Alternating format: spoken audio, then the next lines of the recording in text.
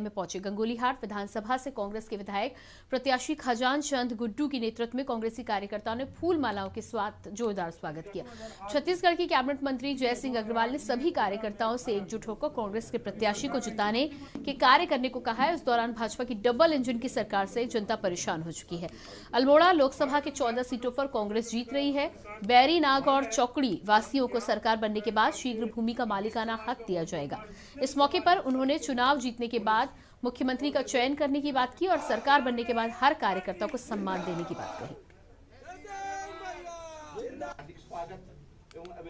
मैं अभी तक जितनी विधानसभा में गया हूँ, अल्मोड़ा लोकसभा के 14 विधानसभा के इंचार्ज हूँ, तो मैंने जो महसूस किया है कि उत्तराखंड प्रदेश बहुत ही सुंदर प्रदेश है, लेकिन इसको ढंग से संवारा नहीं गया और भारतीय जनता पार्टी की सरकार में बार बार मुख्यमंत्री इसलिए बदले गए क्योंकि वो काम नहीं किए।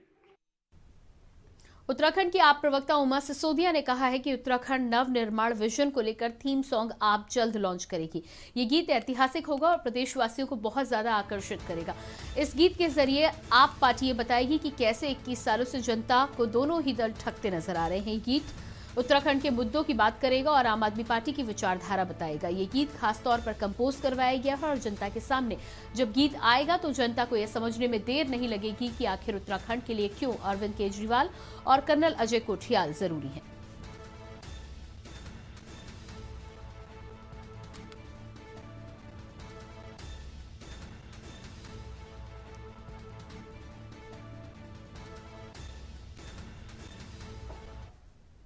और इसी बीच कैबिनेट मंत्री ब्रजेश पाठक प्रेस वार्ता कर रहे हैं, सीधे लिए चलते हैं आपको। पार्टी से गठबंधन किया, बसपा गठबंधन का जो हश्र किसी से छुपा नहीं है। परिणाम आने के बाद ही जो तलवारें खींची, जो तलखी हुई, प्रदेश की जनता ने अपनी आंखों से देखा है।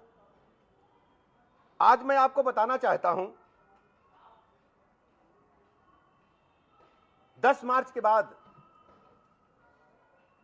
जो गठबंधन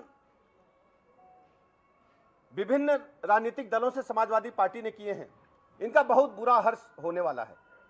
उसका कारण कल हम देख रहे थे, पश्चिमी उत्तर प्रदेश में समाजवादी पार्टी के मुखिया गए थे केवल प्रेस कॉन्फ्रेंस करने के लिए। पूरे 45 मिनट के प्रेस कॉन्फ्रेंस में उन्होंने मात्र कुछ मिनट अपने साझेदार को दिए, यानी चौधरी साहब को, और पूरा का पूरा समय उन्होंने लिया। और जैसे ही जैन जी कुछ बोलना चाहते तो उन्होंने माइक झपट करके ले लिया और खुद पूरा भाषण देने का काम किया।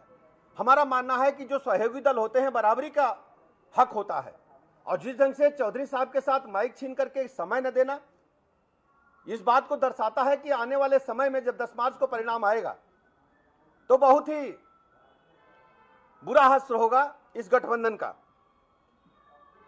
और सबसे विशेष बात यह है, आपने देखा होगा, समाजवादी पार्टी के मुखिया जब आजकल टेलीविजन चैनलों में जा रहे हैं, ये टेलीविजन चैनल जो दिखाते हैं हम लोगों की प्रेस मीडिया में, प्रेस कॉन्फ्रेंस दिखाते हैं या बातचीत दिखाते हैं, वो केवल उत्तर प्रदेश तक सीमित नहीं है, भारत की छप पूरी दुनिया में जाती है, इंटरनेट पे डालते हैं आप लोग। और जिस ढंग से मीडिया के साथ दुर्व्यवहार कर रहे हैं, किसी से छुपा नहीं है। और कल तो हमने देखा उनकी प्रेस मीडिया में, आज भी देखा हमने, कि अपने सहयोगी दलों का नाम ही भूल गए। इतनी हड़बड़ाहट में, इनकी बौखलाहट में है, फ्रस्ट्रेशन में चले गए हैं। उनको यह भी याद नहीं रहा है कि हमारे साथ जिसने जीने मरने की कस्में खाई, जो मेरे बगल में बैठा है, उस पार्टी का नाम क्या है, उसके दल के मुखिया का नाम क्या है, उनको कुछ याद ही नहीं रह गया है। और अपने सहयोगी दलों को मौका भी नहीं दे रहे हैं। हम उनकी उलझन समझ सकते हैं, क्योंकि उत्तर प्रदेश आज पावरफुल है। सबका साथ, सबका विकास, सबका विश्वास उत्तर प्रदेश में बहुत तेजी के साथ आगे बढ़ा है, डेवलपमेंट हुआ है। आज पावरफुल उत्तर प्रदेश में बत्ती गुल पार्टी को बहुत तकलीफ हो रही है। बत्ती गुल मैं इसलिए कह रहा हूं, समाजवादी पार्टी के शासनकाल में बत्ती नहीं मिलती थी, बिजली नहीं मिलती थी।